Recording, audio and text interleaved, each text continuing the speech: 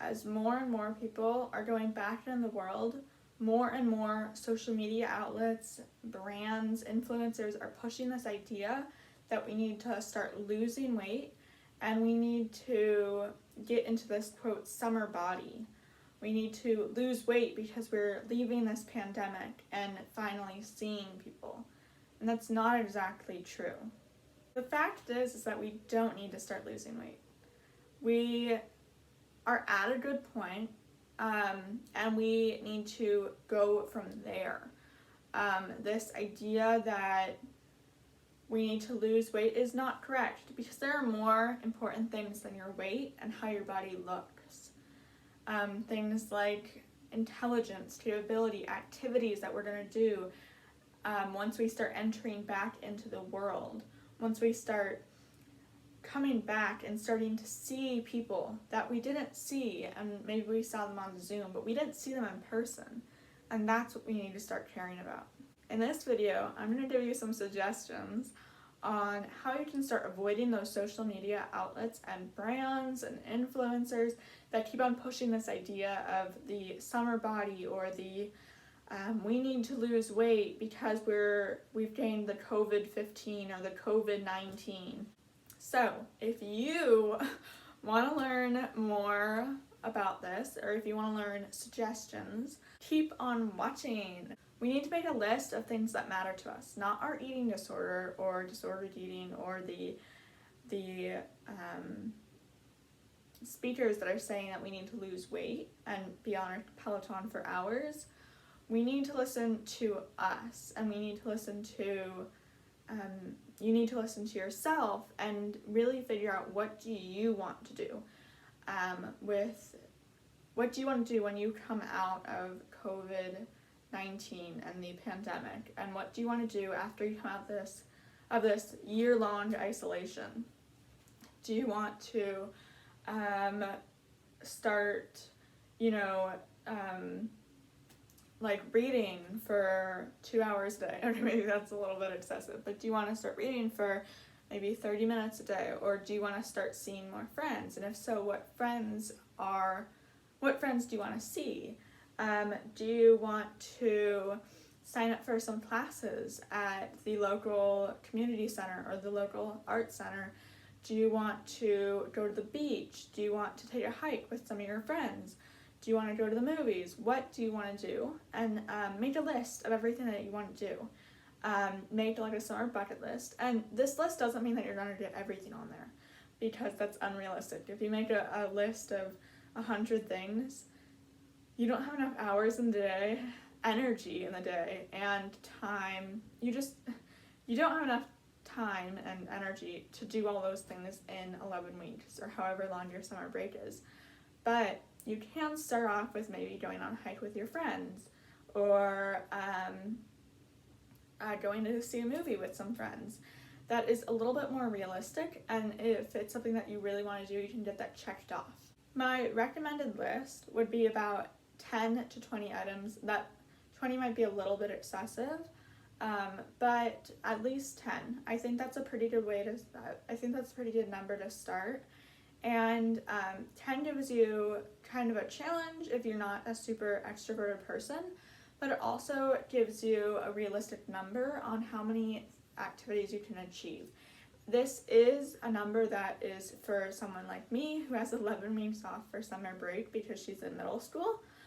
But you could also, if you had, say, a 2-week break, for 2 weeks during the middle of June, you could just write down some things that you want to do. So maybe it's like 10 things, and each day you do one. Or,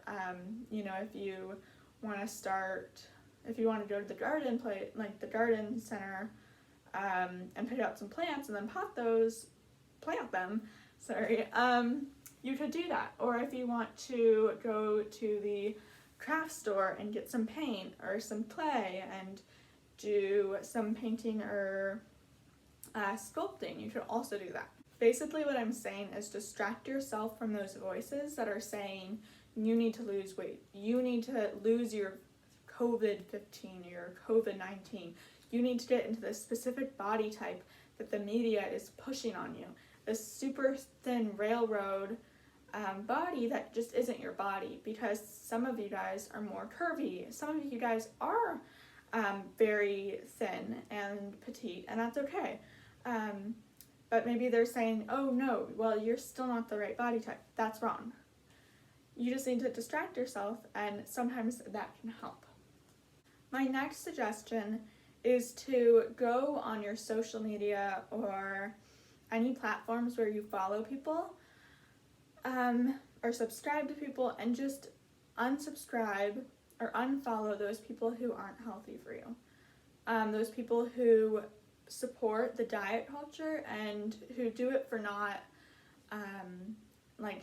who do it for more vanity reasons rather than, say, vegetarian environmental reasons. Follow people who have bigger bodies and who are higher weight individuals.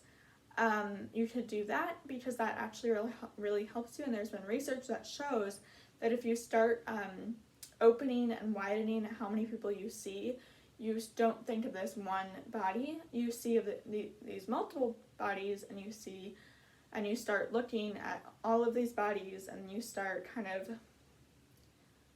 putting that into your mind rather than putting this railroad person who isn't realistic to your size and body shape. Another thing is that unfollowing people who do videos like on weight gain or weight loss, who do videos on weight loss or exercise videos, who are already very muscular and who then support diet culture, can also help, because you're not supporting the idea that we need to lose weight. You're supporting your idea that your body is your vehicle. It transports you. It allows you to be intelligent, allows you to interact with people, rather than my body, I need to change my body, it's not good, I need to lose weight, I need to do this, I need to do that.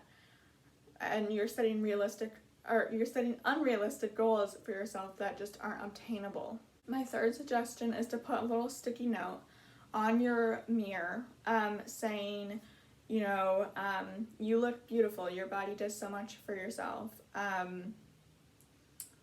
I'm beautiful inside and out. I am smart. I am valued. I'm worthy.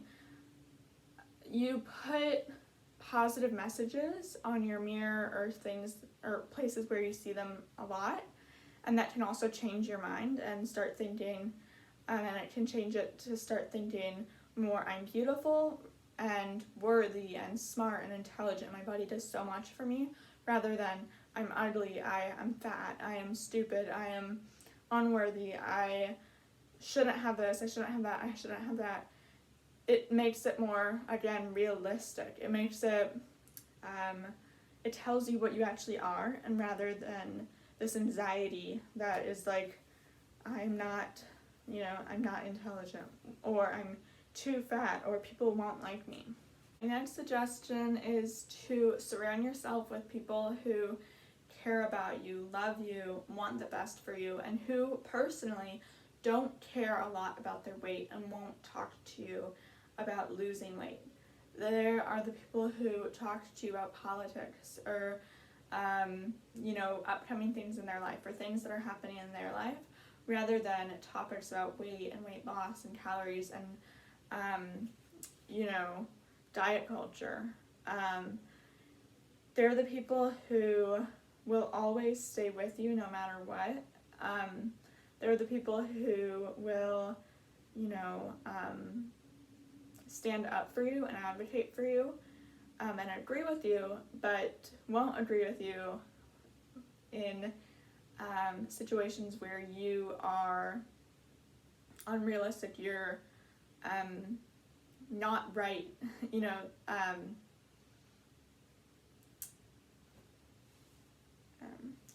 they won't agree with you when you're not thinking. The people who agree with you when you're thinking, and the people who won't agree with you when you're not thinking.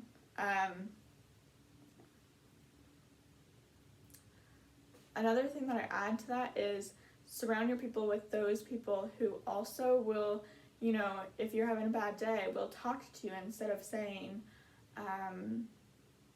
you know, I have work, and then you contact them like after they have work and they're like, oh, well, I'm at a party, you know, and they just can't deal with your emotions. Surround yourself with people that you care about and people who care about you. My next suggestion is to try things out. Like I said in the beginning, make a list of activities that you want to do, and you should have some of those activities that are things that you've never tried before. Like, for example, you could start a vegetable garden, or you could start doing acrylic paint or photography or something that you've never done before. You could start, you know, traveling more. You could start doing these things that will get your mind off of this idea that you need to lose things, and replace it with things that make you happy and make you feel fulfilled and worthy and grateful for everything that you have. My last tip is it's with the tip before this, which is try new things and wear new things that are out of your comfort zone. A lot of people with eating disorders, such as myself, wear these baggy clothes that don't really show a lot of figure. You know, they wear sweatpants, they wear loose-fitting clothes that make them feel comfortable, but at the same time, that's your eating disorder telling you that. Because it's the eating disorder mindset. It's a symptom of an eating disorder, is having to wear really baggy clothes because you feel uncomfortable in little, you know, tank tops. So my recommendation is maybe this summer you can get some new clothes at maybe the consignment store or wherever you like to shop. I am a personal fan of consignment stores just because you're helping like save the world, and it is helping the environment, and I also don't like fast fashion, so it kind of plays a role in that. My suggestion is to pick out clothes that are a little bit out of your comfort zone, so whether that's wearing a tank top one day, or wearing shorts another day, or wearing something that's a little bit more tight. Those will all help you recover. It'll help you recover from your eating disorder journey, and it'll help you with your confidence and how you perceive yourself, and it'll help you love yourself and not loathe yourself. It is just falling into that idea that you still need to lose weight and you're not this perfect size, which is not a good thing in your eating disorder recovery, because that won't help you. That'll just pull you back from becoming a recovered anorexic rather than a struggling anorexic.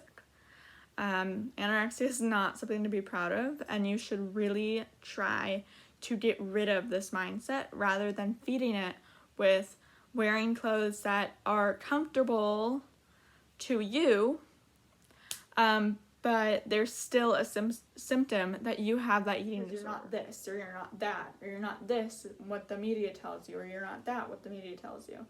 Thank you so much for watching this video. Like the video down below if you like the video, and hit that subscribe button, the big red button, if you want more content and want more videos like this. I hope you guys all enjoyed this video. Bye!